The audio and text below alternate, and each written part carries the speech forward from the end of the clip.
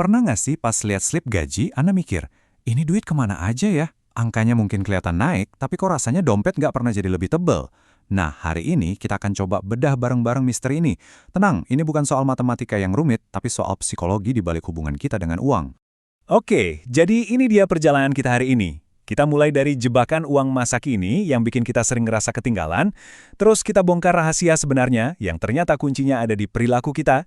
Nanti kita juga bedain apa sih bedanya jadi kaya sama sejahtera, lalu kita bahas kekuatan menabung, dan di akhir, gimana caranya membangun kemerdekaan finansial yang sesungguhnya.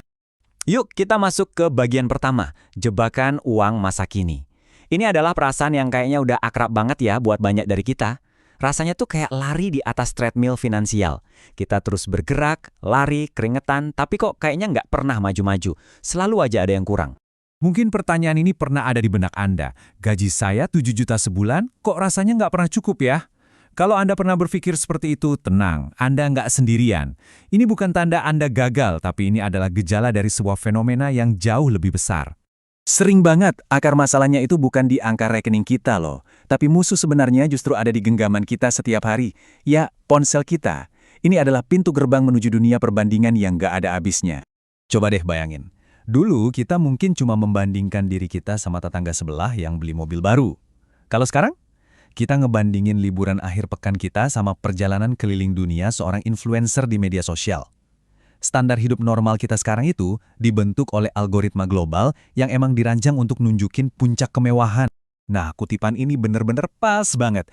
Kebahagiaan finansial itu soal seberapa kecil celah antara ekspektasi kita dan realita kita.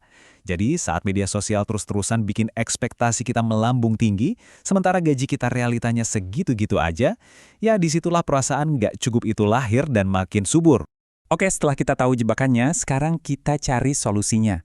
Kabar baiknya adalah, kunci untuk keluar dari perasaan ini tuh bukan dengan cari uang lebih banyak lagi. Kuncinya ada pada sesuatu yang sebetulnya udah kita miliki, yaitu perilaku kita sendiri.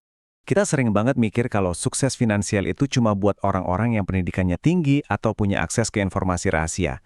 Itu cuma mitos. Faktanya, membangun kesejahteraan itu lebih mirip kayak ngejaga pola makan sehat daripada mecahin rumus fisika. Jadi, ini bukan soal seberapa pintar kita, tapi soal kebiasaan kita. Ini semua kan bukan strategi investasi yang jelimet. Prinsipnya simpel banget. Bahkan bisa diajarin ke anak kecil. Jangan habisin semua uangmu, sabar, dan jangan iri sama mainan orang lain.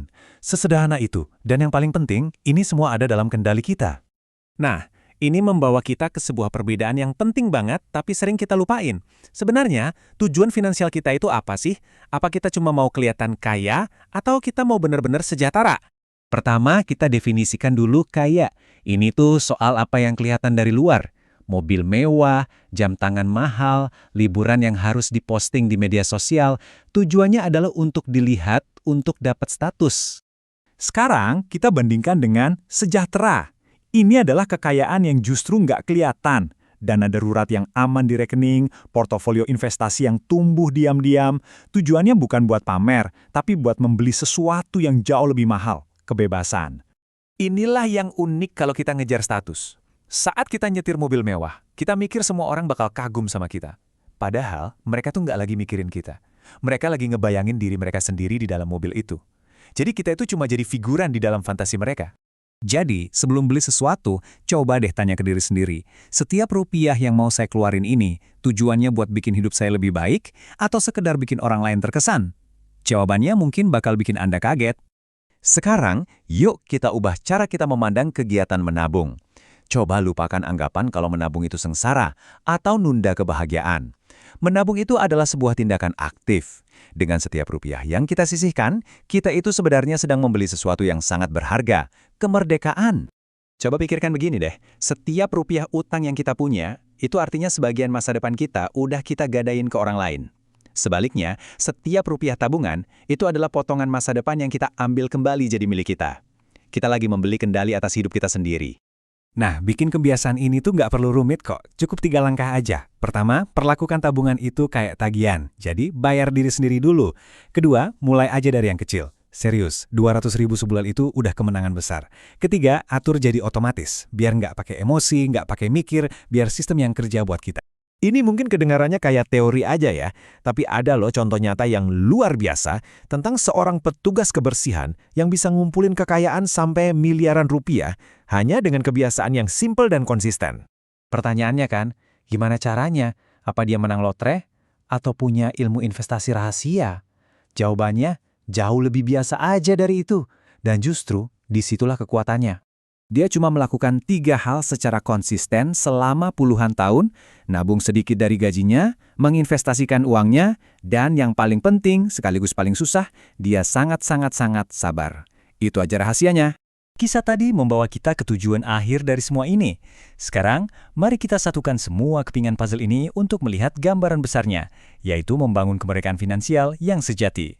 Ingatkan cerita kura-kura sama kelinci? Nah, dalam investasi, lebih baik jadi si kura-kura. Anda nggak perlu kok nyari untung besar dalam waktu singkat. Cukup jadi investor yang biasa-biasa aja, tapi untuk jangka waktu yang super panjang. Waktu bukan kejeniusan, itulah teman terbaik Anda. Pada akhirnya, inilah kemewahan yang sebenarnya. Bukan mobil sport atau tas bermerek. Kemewahan sejati itu adalah punya kendali penuh atas waktu kita.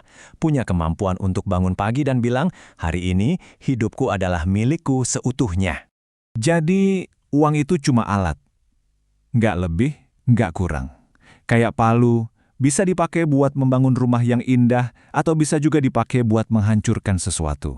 Pertanyaan terakhir untuk Anda renungkan adalah, dengan alat ini, kehidupan seperti apa yang sedang Anda bangun?